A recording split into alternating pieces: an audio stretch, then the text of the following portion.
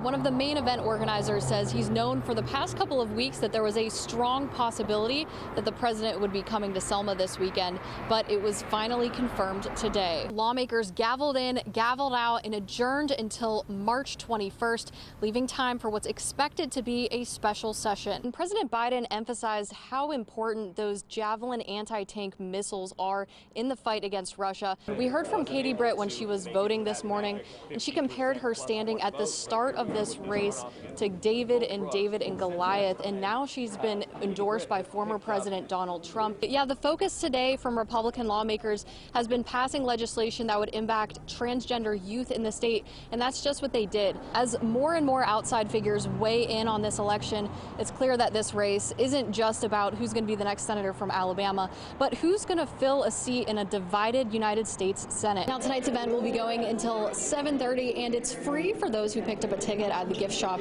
right across the street. This is the last night of the governor's tour, and it happens every year.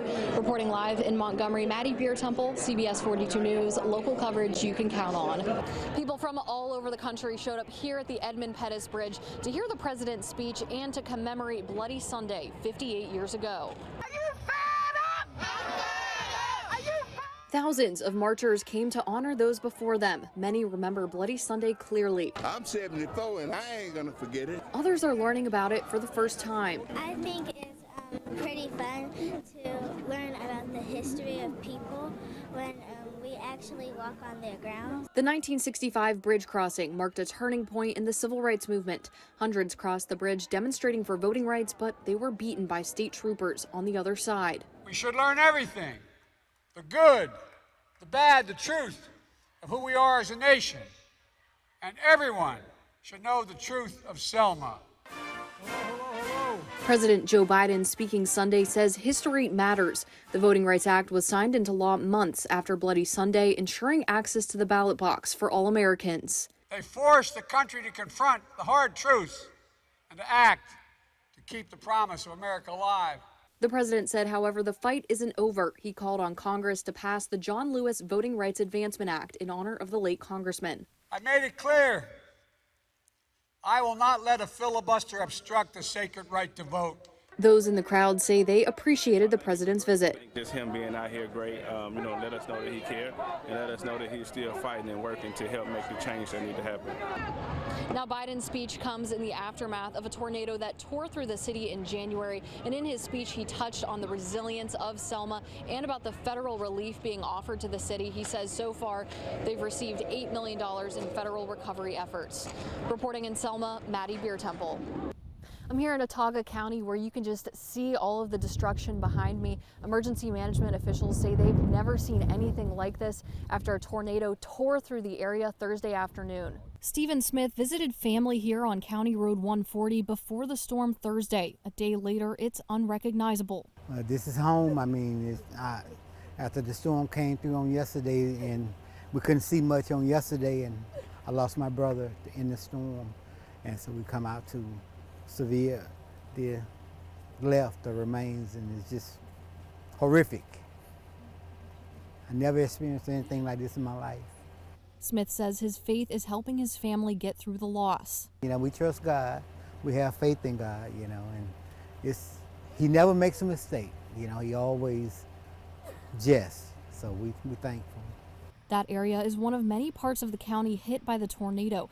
EMA Director Ernie Baggett confirms 7 deaths and at least a dozen injured, mostly occurring in the Old Kingston area.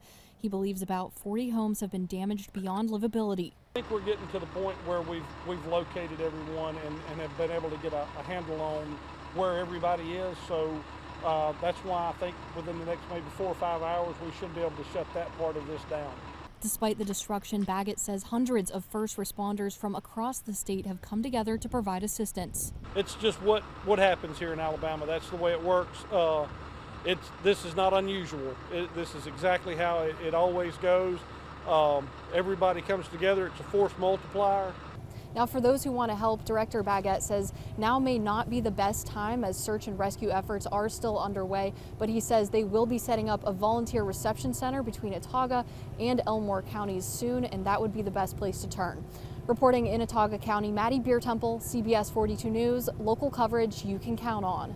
Alabama lawmakers gave more details on where they want to see that $1.06 billion spent. The newly filed ARPA bill puts the largest chunk of money, $660 million, into broadband and water and sewer infrastructure. I hate to say, in the 21st century, we got places in our state that doesn't have fresh drinking water. We don't have city water. A lot of them still run off wells. So I think that's an important investment in our state. The second largest piece goes to hospitals and nursing homes, each receiving $100 million apiece.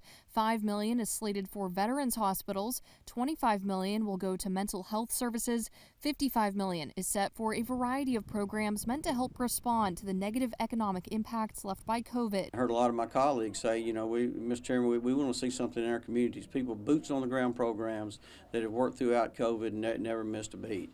And so you'll see a lot of them. You'll see programs for senior citizens. You'll see food banks, long-term housing, things like that. The American Rescue Plan Act was passed by Congress in 2021 to help states respond to the impacts of the pandemic. This is the final package of money from that legislation that Alabama will receive. Lawmakers will meet in committee Thursday morning to discuss the bill. Now, the scope of the special session is limited to those things outlined by the governor, but if lawmakers agree by a 2/3 vote, they can consider other legislation. Reporting in Montgomery, Maddie Biertempfel, CBS 42 News, local coverage you can count on.